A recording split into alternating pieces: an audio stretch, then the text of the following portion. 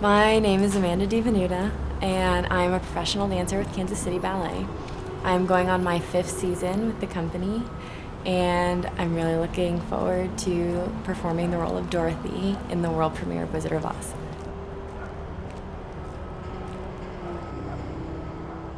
Ballet is the meaning of life. When I was 3 years old, I walked on my tippy toes before I walked flat foot. That's where I felt like I belonged. And I really feel like that is my life purpose, that I was put here to dance, because when I'm on stage, the feeling is indescribable. I feel the most alive, I feel the most myself. I'm able to express all these different things inside me that I don't even really understand.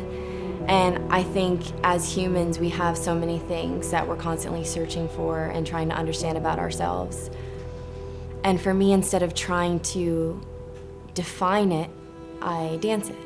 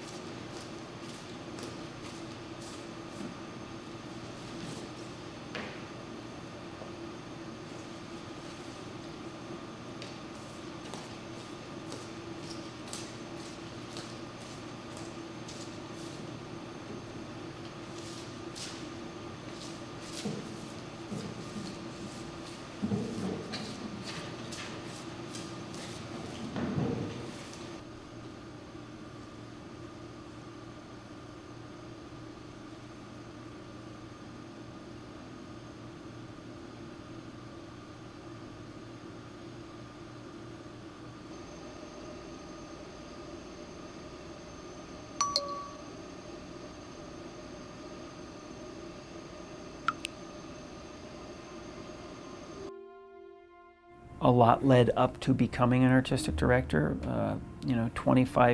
20 years or so of professional performing, and 15 years of middle management, if you want to call it, being a ballet master or associate director. But when I came to Kansas City Ballet, it's kind of the proverbial, the buck stops at the desk. Well, it's the artistic product stops at my desk. So I've learned how wonderful it is to go on that adventure with audience members over the years that have, enjoyed a lot of works that I've presented in the past 5 years or so that I've been here now. And I care about them, and I want them to have a great time every time they sit in their seat and the lights go out and the curtain goes up. I really want them genuinely to enjoy themselves. And the other side of that is what's behind the curtain. Our company has 30 professionals and 15 second company members, so that's 45 individuals that I'm responsible for their careers. that's a lot. You know, I make decisions that affect their careers. And in this business, particularly in the dance business, ballet world, the career is extremely short, unlike a symphonic musician or an operatic singer. You know, a dancer has, a good career is 15 years and you're done, of professional experiences. So the time on stage is brief and sweet and precious.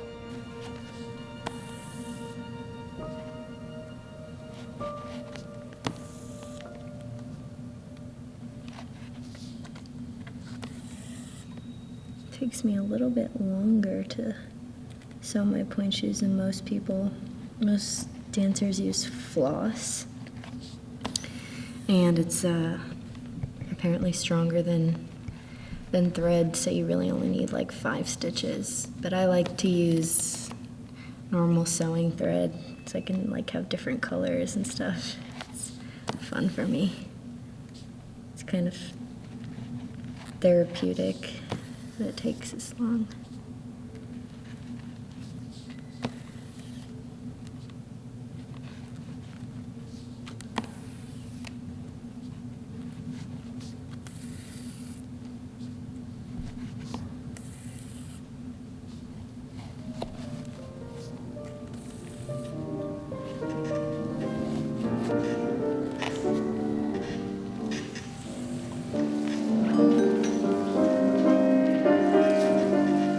Class is a dancer's morning ritual. It's something that we do every day to warm up our bodies and prepare us for the long rehearsal day ahead. We usually spend about 45 minutes at the bar, and that's where you have like one hand supporting you and you do the right side and the left side, and that's preparing us to be in center and to dance freely. Back 5 and 6 in center. Lunge on the side, or to side back, and forth, back to center. 8. Same as first, dimmy and stretch, dimmy, dimmy, garrote, pied, the usual 25 is first, and go ahead.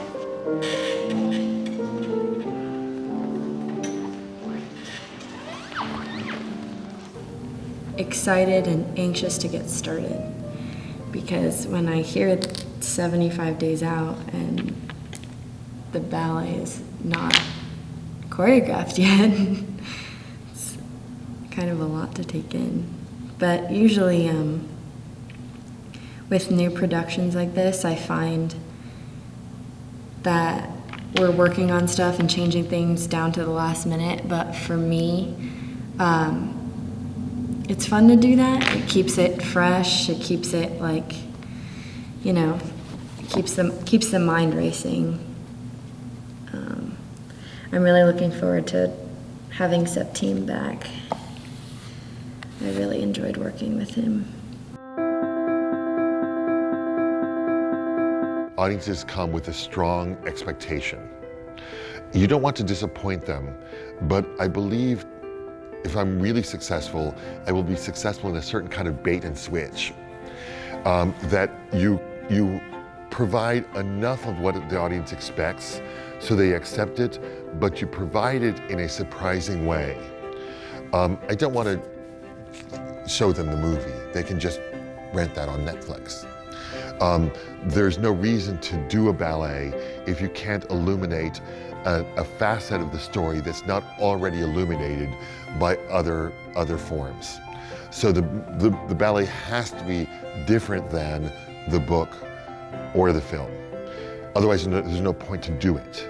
We've got to find some aspect of the story that can't be illuminated by the spoken word.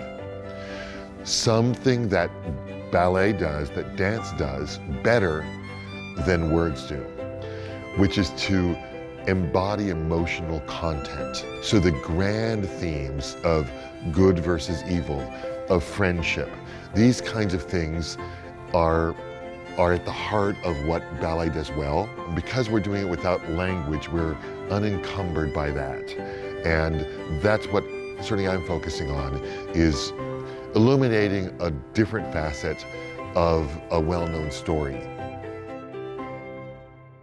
I love Hamilton City. Wow.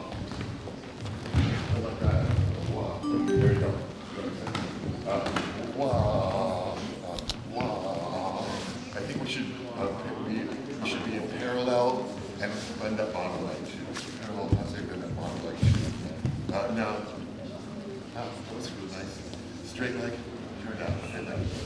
Person that started to talk to a variety of companies to see about measure their interest was Septime Webre, the choreographer. Some were interested, some were thought about it for a while.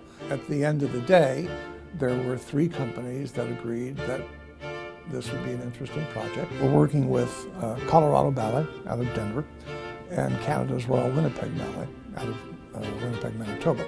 It's a very cost-efficient way to be able to spend a significant amount of money, significant in the sense of getting a high-quality production with really a bevy of high-end creative artists. 3, 4, 5, 6, 7, 8. 1, 2, 3, 4, 5, 6. Go 7, 8. Go faster, fast, fast. 4, 5, 6, 7, 8. 1, 2, 3, 4, 5, 6, 7, 8. Go. 2, 3, 4, 5, 6, 7, 8. 1, 2, 3, 4, 5, 6, 7, 8. 1, 2, 3, 4, 5, 6, 7, 8.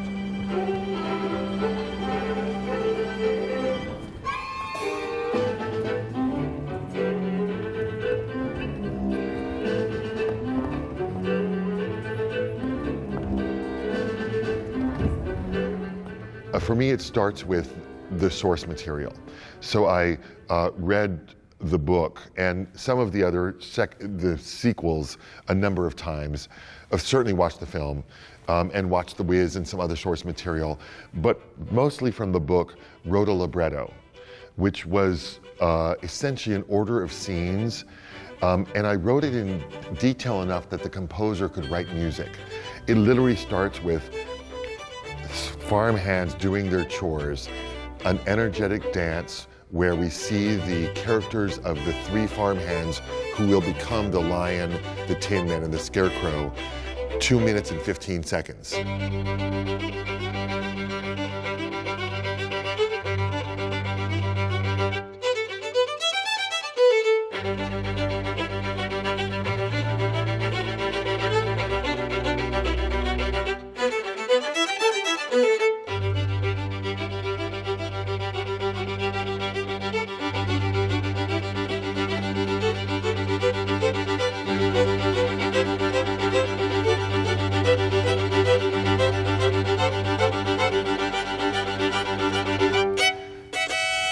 Inside, there's a 16-measure passage for Aunt Em and Uncle Henry.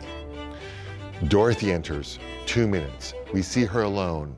We see Toto comforting her, etc., for 2 hours. So this libretto is essentially an outline of scenes. And in that process, I discover what scenes I will include, what scenes I will excise, how it will be different. You know, the book is quite long. What elements from the book that were not included in the movie, might we include? How there might be some things that are particular to my take on the source material, which I've been living with Wizard of Oz since I was 6 years old. It's been really important to me. So the first step is that developing a libretto, and that helps me work with the composer for 6 months. You know, you have to sit down with a choreographer, and in this case, Septime and I sat down together to talk about the story and how we were going to portray this amazing journey of Dorothy through The Wizard of Oz, and not just referencing the film, but also through the book. So start with the book, and of course you can't ignore the film. So you start with the story. How are you going to turn that story into a ballet? And that conversation moves forward, and of course, what comes first? Really the music, because you have to think about, okay, Dorothy's in Kansas, what does that sound like?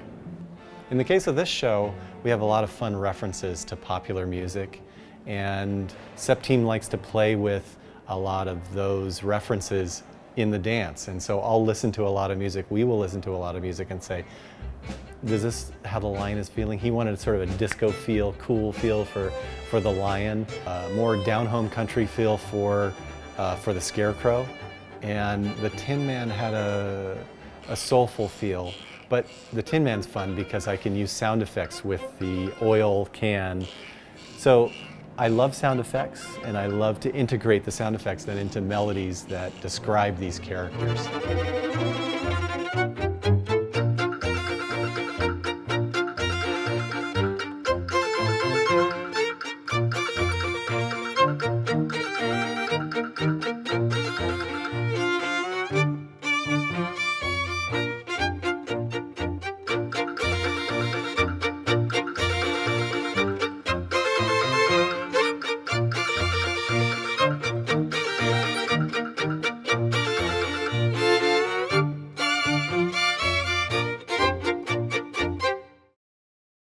The bicycle bell that's used in the show, I picked out of a box of 20 children's bicycle bells, the one that sounded the best. And then I mounted it on a stick so the percussion player can play the bicycle bell with his thumb. Oh, are you going to start?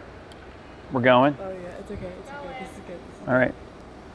You take his hand over there. He's got you.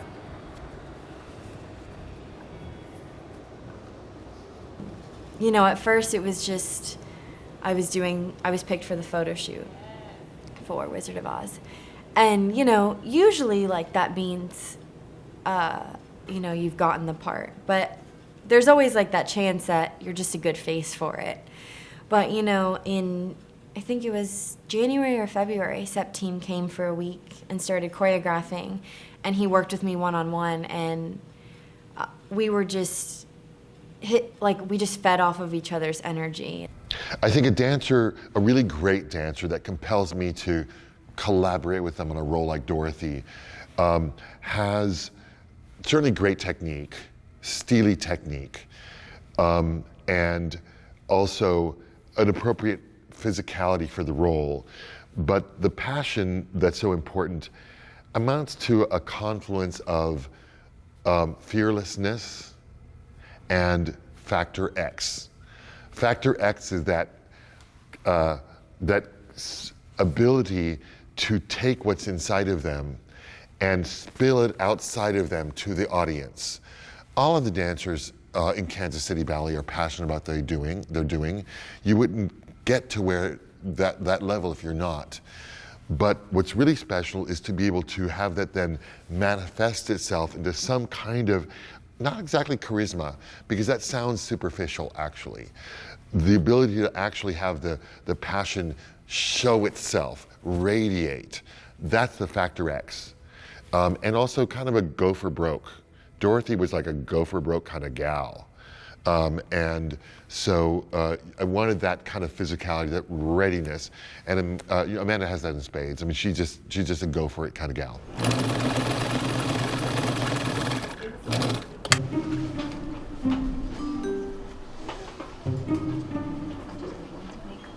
I remember as a little girl going into the Boston Ballet costume shop and just being in awe of it.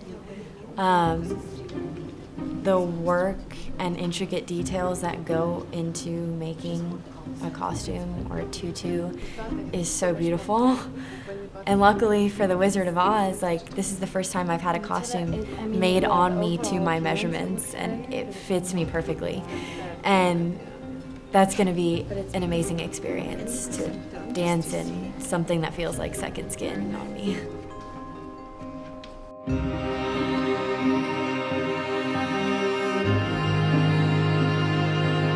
Of course, we have also the impression that a costume designer, it's very glamorous life, right? And we draw, and then we're finished, and no, that it's about 5 minutes, right? This is 5 minutes, and the rest of the whole hour, these 55 minutes, are to choose fabric, to direct the shop or the tailors upon, you know, the way you want the things to be cut and the fits.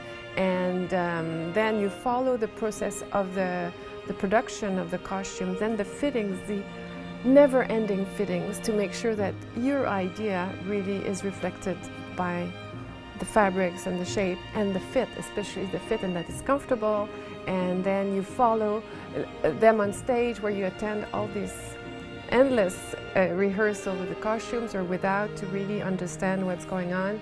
and then you get to the premiere. I mean, it's a process of many, many months, and it's very laborious because you first sketch and then you have to adjust your sketches to the demands, depending technical demands, budget also changes, or what the choreographer's vision or director's vision has changed. I mean, it's a lot of hours.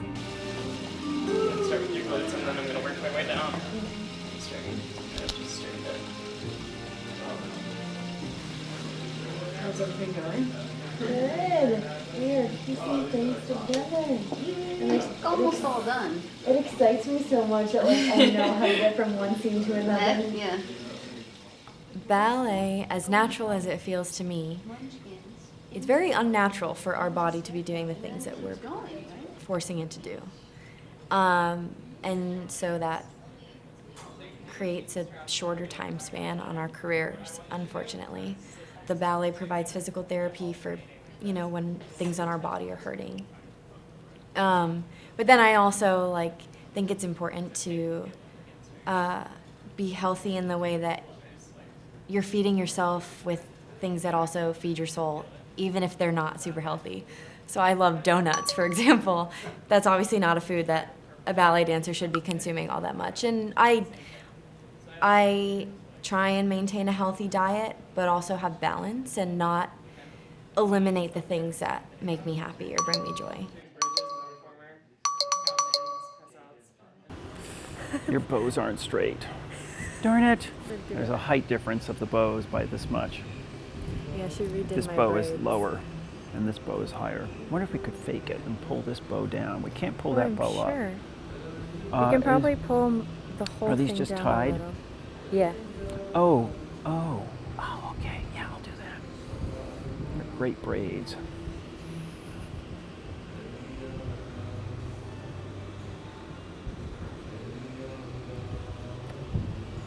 And they're not tied sideways, they're tied.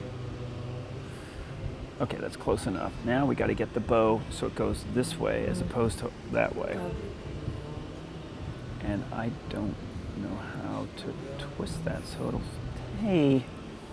See, that one's nice. It's going like that. Yeah. Look at this one over here. See how Yeah. it's up and down?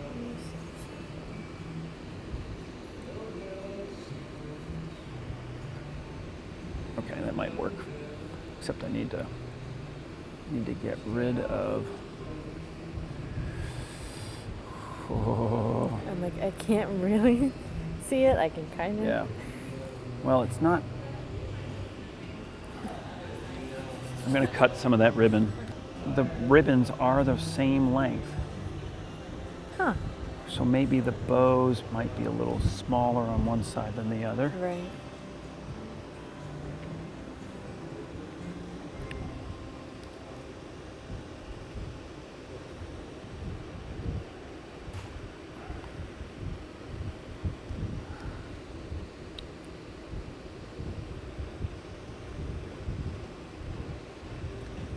Yeah. And I think the bows are a little too big. So now we cut. You got that? Mm-hmm. Got it. Okay.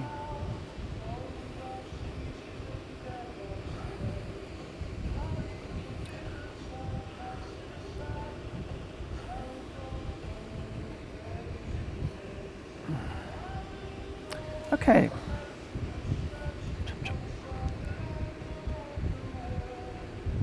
Oh, I get so nervous cutting things. I don't want to do it wrong. There we go. Now you're symmetric. God is in the details, of course, and over time, when you're a choreographer or a director, and even as a dancer, we're used to looking in the mirror and seeing what's wrong. That's what we do. We dance in front of the mirror. We dance in front of the mirror not to admire ourselves, but to correct ourselves. That's the function of that mirror in the front of the studio, is to see what's wrong, to make sure everything is right and precisely in place. What this does over time is it refines your eye, so you can look at something and see precisely what it needs to be. And then as a choreographer, I am looking for certain shapes or stage pictures, or I'm looking to discover something. I'm looking with my my refined point of view.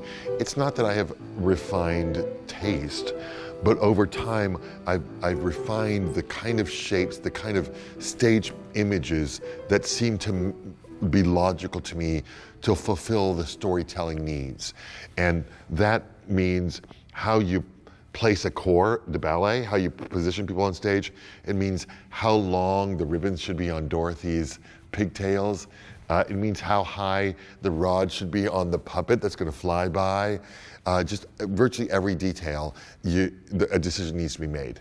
So this is one of our big winged monkey puppets, and we have a scene. Of course, this is an iconic piece in the movie, and we wanted to honor that in our piece.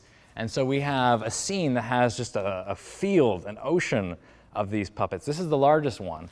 And then we have one that's about 3/4 this size, and another one that's just 18 inches tall. And there's about over 30 of them in all. They kind of just fill the stage to kind of force the perspective.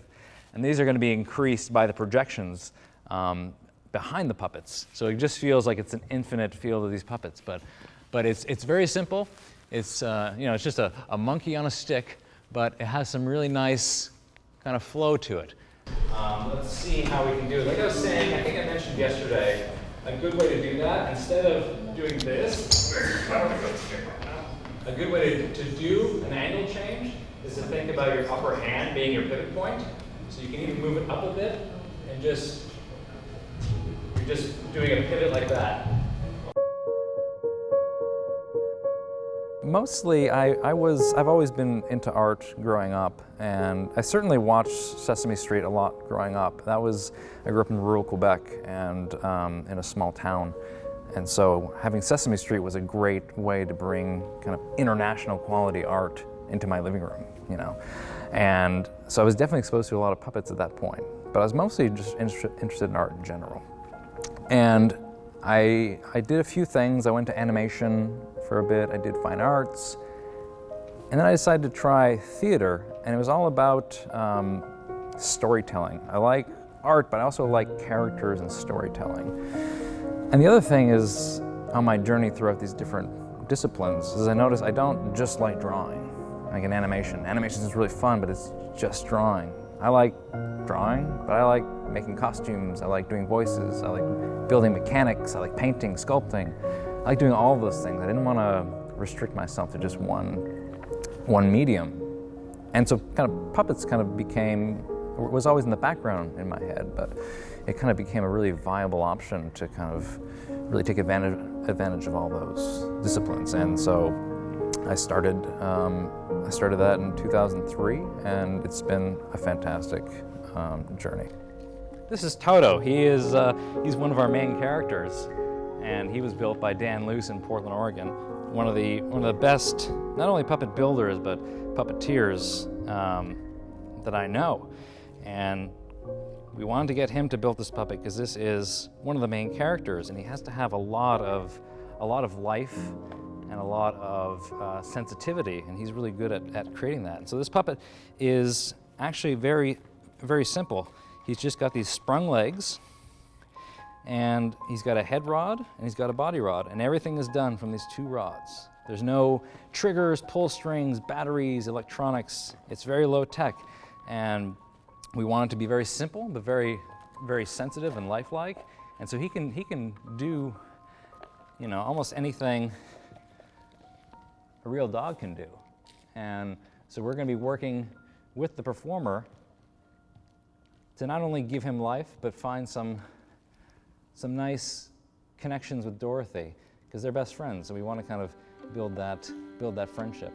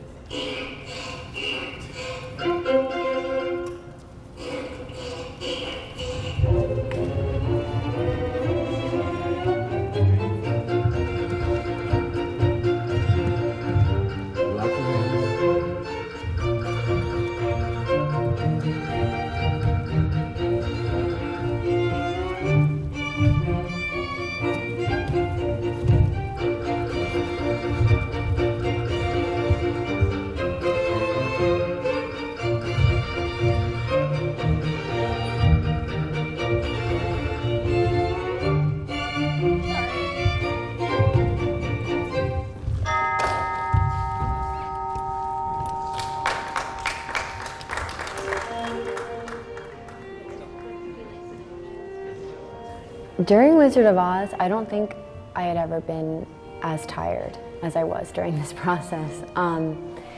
But for me, I actually feel more energized and like awake when I've had a long day, even though my body is physically more tired. Mentally, I guess I've been charged like all day long with doing what I love nonstop from hour to hour. So I feel very full and rewarded at the end of each rehearsal day.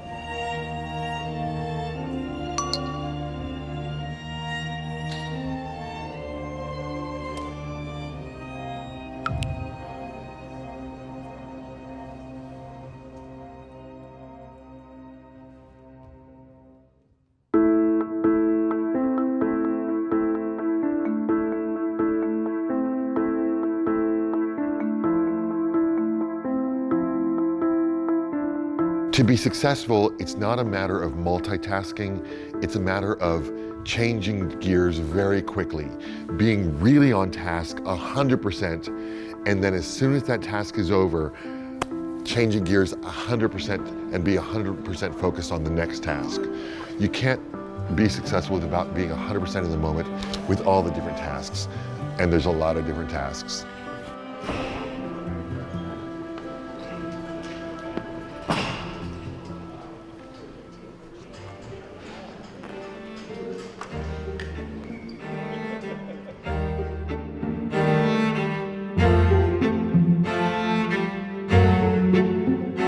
As a kid, I loved architecture. Didn't seem like an option for me, and I truly had to find set design. It took me a while. I started out in music, and then from music I got into design, and then actually my MFA's in costume design. And somewhere in there, all the loves combined. I think it's actually one of the best things possible is to be given the opportunity to reimagine. You're just walking in as an audience member and bringing wherever you are that day and throwing it on the blank canvas in front of you anyway. So whatever you see, you're going to project how you feel that day on it. That's where we start. There are some ballets that I've done throughout my career that don't really have any props or sets or specific lighting, and then it's up to the audience members themselves to create and imagine what picture we're trying to paint as dancers, and that's also fun in its own way. I was constantly amazed and surprised, and there were some shows that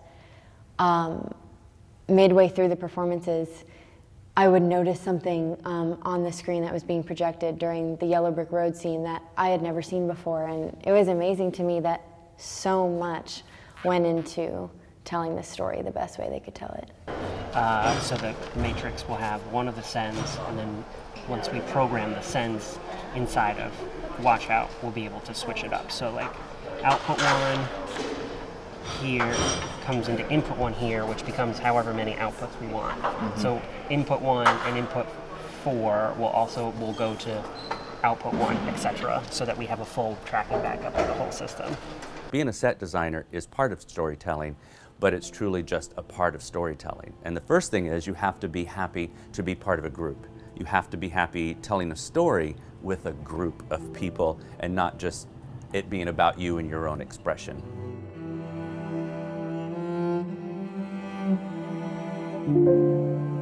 The thing about lighting design is the fact that you can affect a show the same way an actor can. You have control over the environment, the mood. One single light source can say a lot and help an actor say a lot. One single light source can help a dancer say a lot. A lighting designer is really the last person in the door. Sound designers are as well, in the fact that the two of us sort of come into the theater and we're the ones that are producing. It's hard to show sound and it's hard to show lights until you're actually really in the space. And so we're the ones that really have the most pressure to sort of, I always call design on a dime, You know, it's like you're forced to just churn it out right then and there. It looks so good. We're making a big difference between realism and non-realism. Once she lands in Oz, it's a truly fantasy pop art driven world.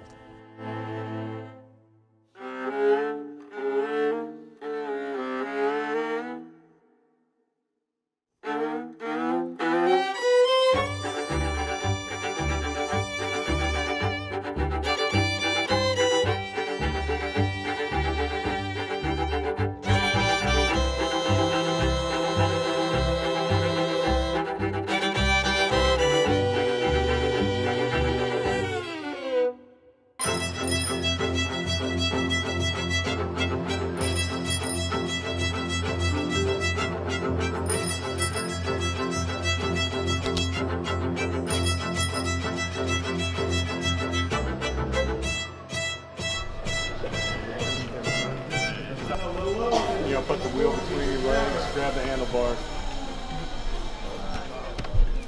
I'm just definitely popping a wheelie.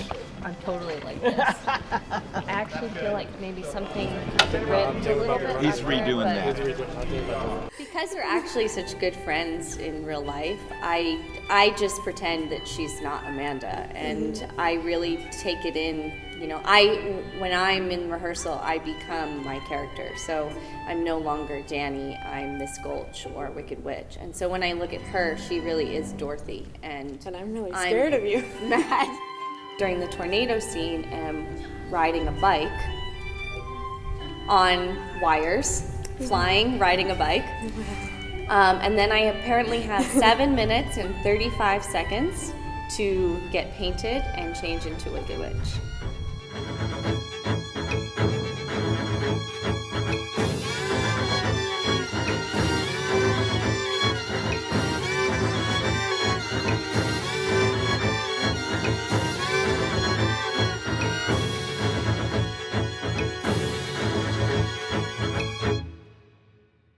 Fun when there's like not just straight across, but also has a little loop in there. Yeah. I mean, you can do a loop as you're running. You know, like run, loop, bend, run on one side.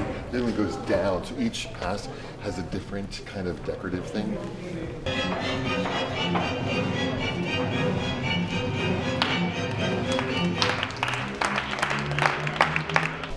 We're walking here.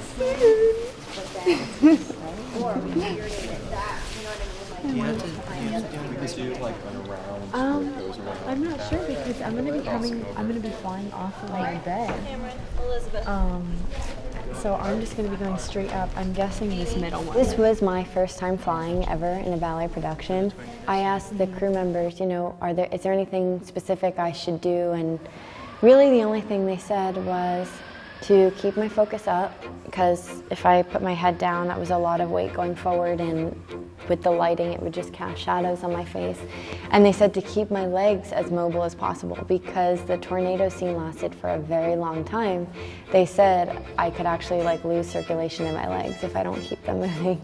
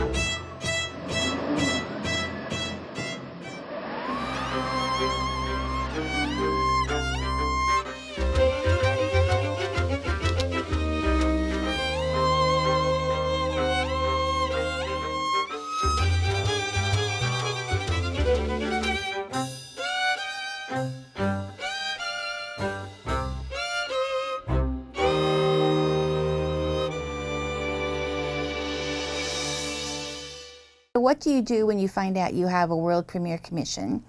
As a music director, my first interests are, what instruments are you going to write for? And talk about that, because we need to have the right instruments in the orchestra pit. And how big of an orchestra do you need? And all of those things that we work out with the composer before he ever puts a note on the piece of paper. So we had worked through all of that with him. And I have the score now. It's this big pile here on my desk. This is the conductor score, all 471 pages of it. So if you read straight down on a line, this is one bar of music. And these are all the instruments that are playing at the same time. Now, when I saw the score, which was fairly recently because it's been quite an epic mission for him to write this much music, I found out all sorts of wonderful things that he'd done in the score. For example, our percussion section plays 33 different instruments during the course of the ballet. So there's lots of wonderful sound effects and interesting ways that he's used to create rhythms. He also put in a tenor saxophone. Very unusual for a symphony orchestra. That's usually an instrument you associate with jazz. So just thinking about that a little bit, maybe there's a little jazz in this score, which makes it a whole lot of fun.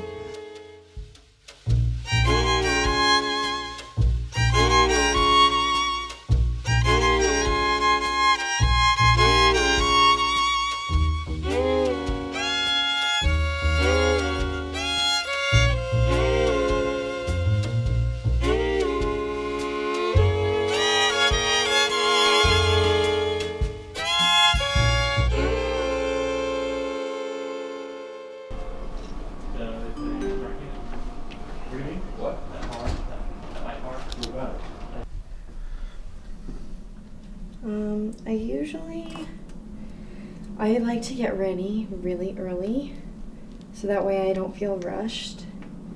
So now it's 5:21.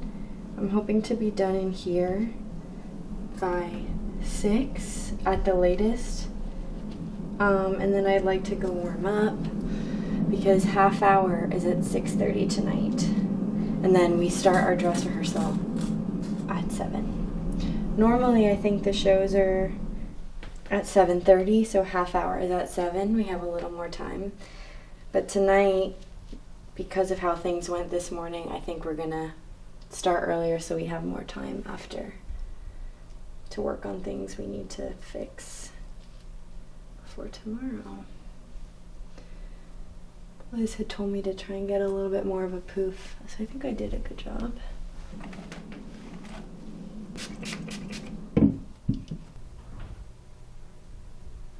I already feel like I have like a nervous stomach. This is usually around the time that like while I'm getting ready, it's hard for me to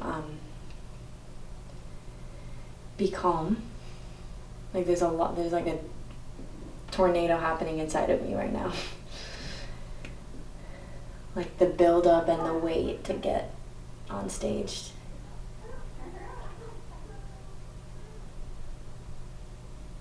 It's usually why I like to give myself some time to do my makeup, so that way I'm not like rushing and shaky with my eyeliner and stuff like that.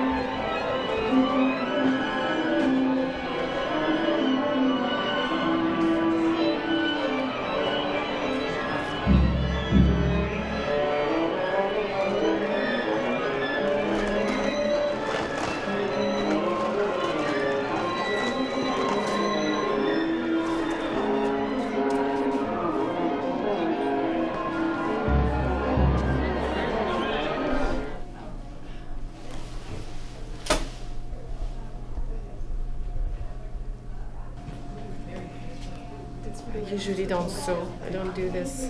But now it's an emergency. It's Glinda's bubble skirt. At first it was supposed to be a bubble skirt over her head with an umbrella under. And then finally, because of technical difficulties, only her legs were going to show like this. And then it changed to this and to that. And now she's on a swing. You know, she arrives on a swing. And this became a skirt, which was not the intention. So you have to make it look like a bubble still. So, you know, this is fun. This is, you know, I love that action, you know. It's on the edge. You have to like stress and adrenaline to do that job because, especially when it's a premiere, you know. It's the first time we see it in theater with the costumes, especially when it's very technical like this. You don't know if it's going to work, you know. So, yeah. When you're too sensitive, you should not do that job. Baby ballerinas, get dressed, please. Baby ballerinas, get dressed, please. All right, I'll make an attempt at the cues. Look to be on the right page. Are you guys ready back there? Yes. Standby spots. We're in the right page for 295.5. Guys, be right on the music for the knocks. Knocks are a little unclear. Be really clear with the knocks. Spot 2 to the stage left window. Go. Spot 1 out. Go. Spot 2 to the stage right window. Go. Lights 295.5. Go.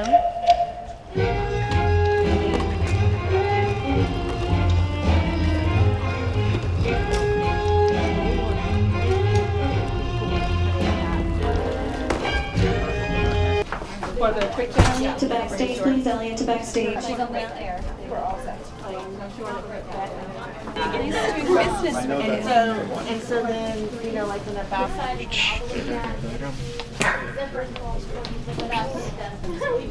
It's chaos going on backstage, especially for The Wizard of Oz. Actually, they had said for no dancers to be backstage if they weren't gonna be going on the stage anytime soon. And normally, like, we're able to watch, but there was actually no room with all the props and the sets and people running off to quickly change into their harness to fly.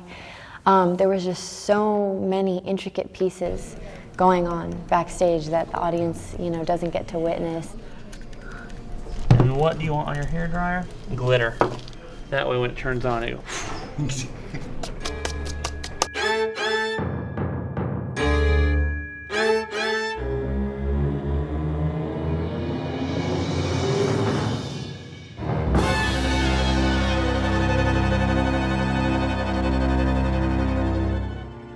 During Munchkinland, I ran off stage behind the big flowers that came in the dark once the witch came on, and I had about 40 to 50 seconds to get my red shoes on. It felt like 10 seconds in the moment. It felt very fast. I usually always had someone helping me out. Jen, our costume and wardrobe woman, would always help me with the left shoe, and I would do the right shoe. And I usually just made it out in time for when I needed to be out.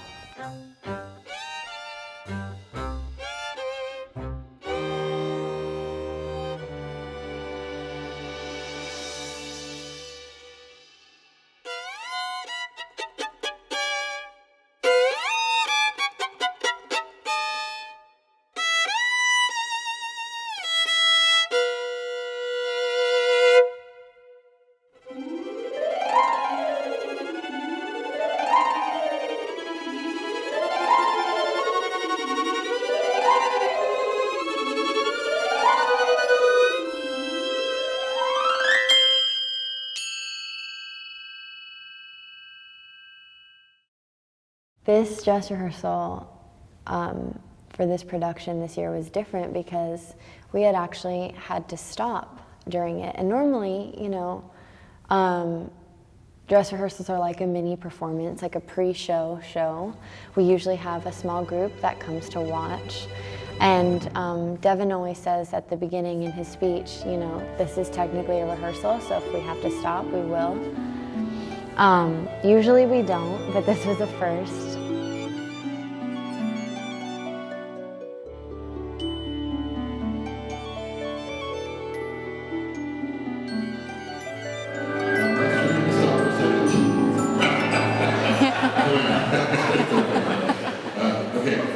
Can we set a higher trim here?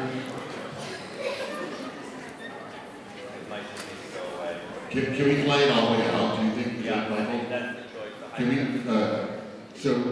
So before opening night, I actually hadn't done the ballet fully without stopping. So it was very nerve-wracking. Until that curtain goes up, you never quite know what you're going to get out there. You know it's going to be good. You know it's going to be a good experience.